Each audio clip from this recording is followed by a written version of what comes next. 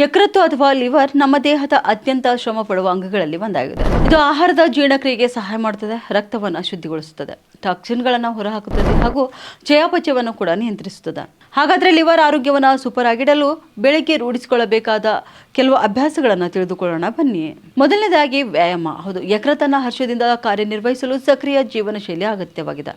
ಬೆಳಗ್ಗೆ 30 ನಿಮಿಷ walking, jogging ಅಥವಾ ಯೋಗ ಮಾಡುವುದರಿಂದ ದೇಹದ ಕೊಬ್ಬು ಕಡಿಮೆಯಾಗುತ್ತದೆ ಮತ್ತು ಲಿವರ್ನಲ್ಲಿ ಕೊಬ್ಬು ಸೇರುವುದನ್ನು ತಡೆಯುತ್ತದೆ.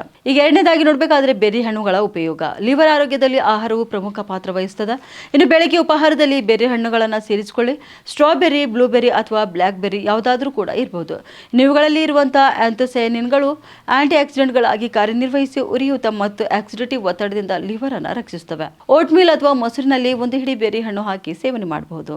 ಮೂರನೇದಾಗಿ ಕಾಫಿ. ಹೌದು, ಕಾಫಿ ನಿಮ್ಮಲ್ಲಿ ಲಿವರ್ಗೆ ನಿಜವಾದ ಸ್ನೇಹಿತ. ದಿನಕ್ಕೆ 2 ರಿಂದ 3 ಕಪ್ ಬ್ಲ್ಯಾಕ್ ಕಾಫಿ ಕುಡಿಯುವವರಲ್ಲಿ ದೀರ್ಘಕಾಲದ ಲಿವರ್ ಕಾಯಿಲೆಯ ಅಪಾಯವು ಸುಮಾರು 20 ರಿಂದ 49% ಕಡಿಮೆ ಆಗುತ್ತೆ. ಇನ್ನು ಕಾಫಿಯಲ್ಲಿ ಇರುವ ಬಯೋ ಆಕ್ಟಿವ್ ಸಂಯುಕ್ತಗಳು ಲಿವರ್ನಲ್ಲಿ ಉಂಟಾಗುವ ಹಾನಿಯನ್ನು ತಡೆಯುತ್ತೆ. ಆದರೆ ಸಕ್ಕರೆ ಅಥವಾ ಹಾಲು ಸೇರಿಸದೆ ಬ್ಲ್ಯಾಕ್ ಕಾಫಿ ಸೇವಿಸುವುದೇ ಉತ್ತಮವಾಗಿದೆ.